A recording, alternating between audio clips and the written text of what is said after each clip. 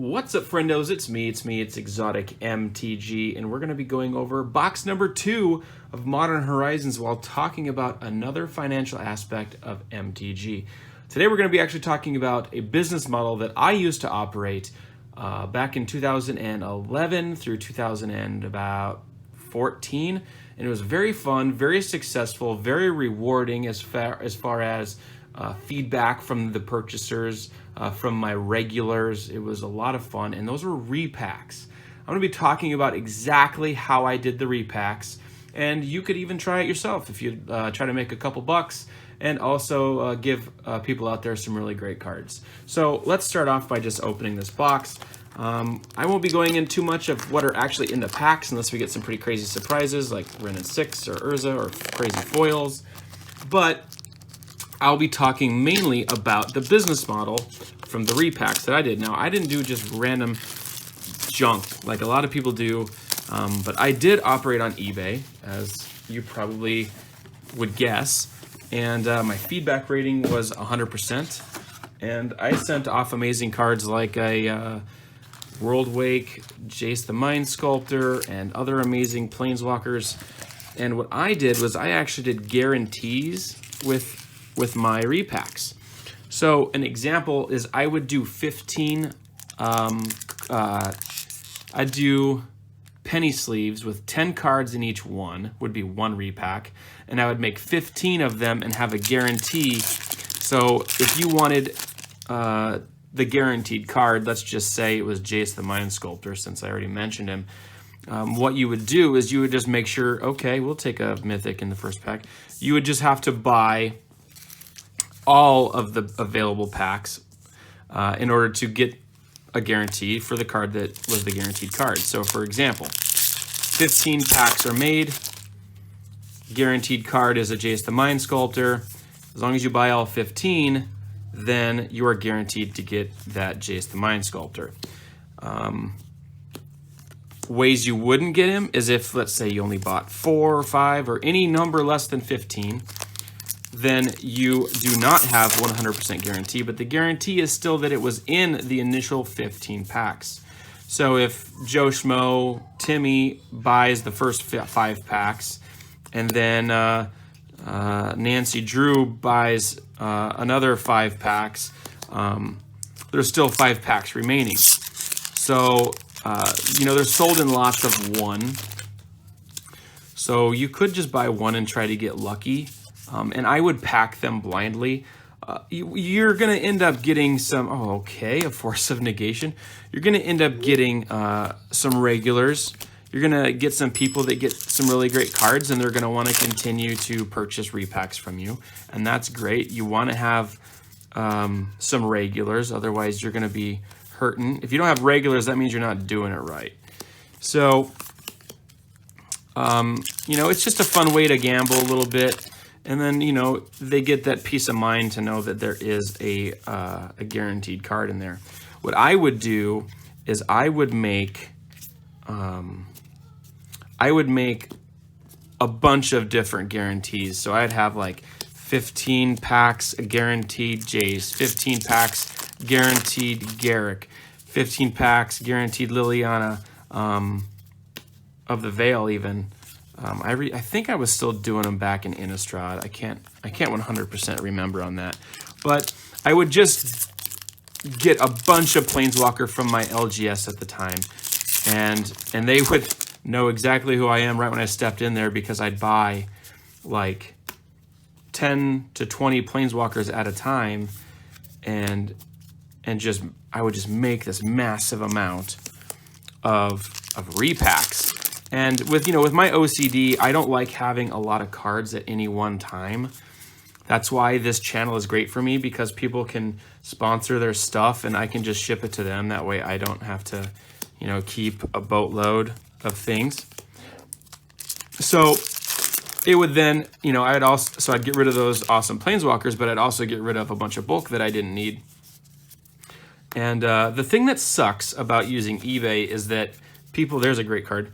People are not forced to do feedback, right? So the people that are mainly going to do feedback are the people that are unhappy, right? So there's like a fine line, and in it, again, I did have 100% positive feedback, but it's really hard to keep it that way. You know, people will write you, they're upset, they got, you know, this, that, or the other in their pack and they didn't get the guaranteed card, but it's like, well, look, it's guaranteed. You didn't read it right. It is guaranteed. It's one of the 15, but you don't, some people would think that it was in every single pack. Right, so I would sell a Jace the Mind Sculptor repack, one of them for $2. Is that and have him in every single one of them? Hey, there's another Mythic for us. So let's talk about the math of it, right? So let's say your guaranteed card is 40 bucks, okay? You know you want to make a profit, right? So you have to add up the value of all the cards you're sending out. Certain cards you're not going to add value to. Hello, Prismatic Vista. Certain cards you're not going to add value to, like, you know, commons and uncommons, you're not going to add values up for those, but you're going to add up the bulk rares values, the bulk mythic values, because there are bulk mythics. You're going to add all that up, and let's say, you know, with the guaranteed card being $40, and then the other 14 packs come up to, like, you know, $68, then you would want to take, you know, let's say $90 and divide that by how many packs you're doing, which in this case is 15. So that way you're guaranteed, as long as you sell all 15 packs, you're guaranteed to make, in that situation, it would have been $20-ish. You know, there's always fees. You got to remember there's fees. So you got to make sure that, oh, that's a poopy foil rare for the box. So essentially, you just want to make sure that you're making a little bit of money beyond your fees, because you have to calculate the fees. I actually have not told this business model to anyone ever, so feel happy and lucky on that. I do think it's a really fun thing to do. If you want to make a couple bucks and just have fun moving some Magic cards around, you have to also remember that you have to ship these things. So you really need to come up with the best possible setup for you. If you don't feel comfortable selling a specific card at a specific price, then don't do it. Again, I just really, really love my new business model, which is sell sealed stuff to patrons and other awesome people around the world and open it for them here on the channel and then ship it to them. And, you know, I make sure that I charge a little bit more than the pack cost me. And, you know, if I bought the pack low and it's gone up over time, then that's just extra money that I can put towards shipping. Because if you've seen how many envelopes I ship a month, it's ridiculous. Hey, there's a Yawgmoth. There's our third Mythic. That's pretty cool. We really want to run in 6 here for our amazing patron. Mainly since I've only opened one and it was on Twitch. So I wouldn't mind having one on YouTube. I want to be cool like Booster Therapy and cool like Rudy. Some people really just don't like Rudy, and I don't understand it. There's a bunch of people out there that just hate on him. Hey, there's a third, actually fourth technically, amazing land. Who do you like and why? Do you like Rudy because he's better at opening the packs than I am? Because this one was just abysmal. He does open packs super quick. I am jealous of that. We're probably halfway through the box. Still don't have a big hitter. But we still have options. We still need a foil Echo of Eons. Okay. That just happened. We can put the Patchlick Mons down. Wow. What a card. I think that we can put some stress at ease.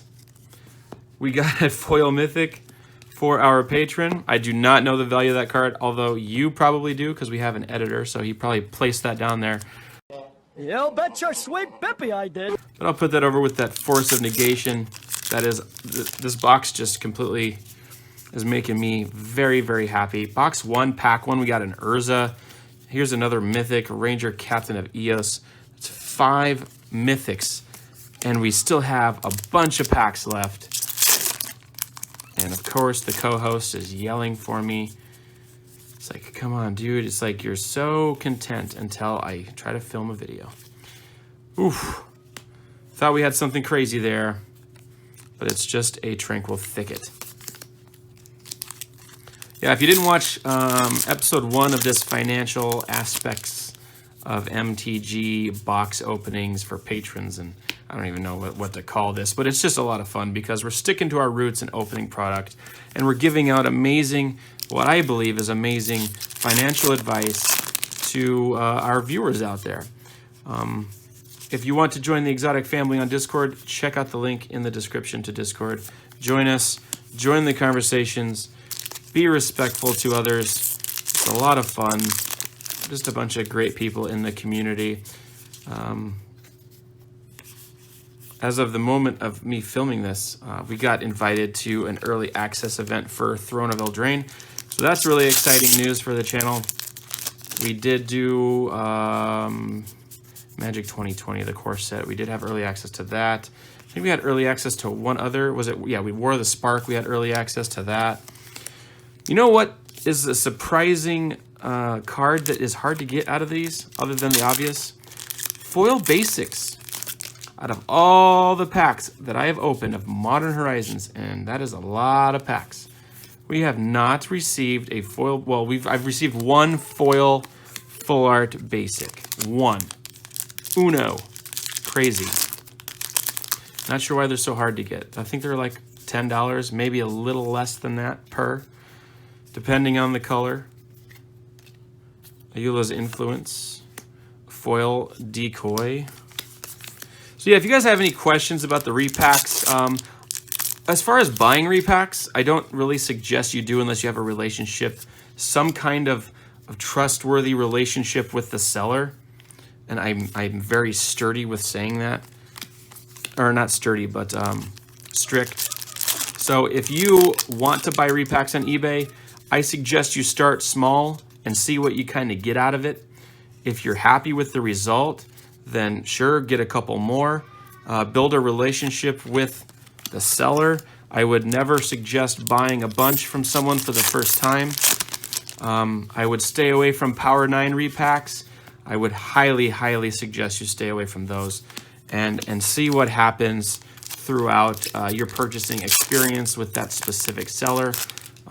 Don't go big and get repacks from a bunch of different sellers at once. I would really, really, really suggest you buy low, a low amount, and watch the prices too. Find out how many total repacks were made. See if it makes sense for you to be a buyer of a specific repack. So again, this has been box number 2 for our patron Adrian, and he got himself a foil Echo of Eons and a Force of Negation.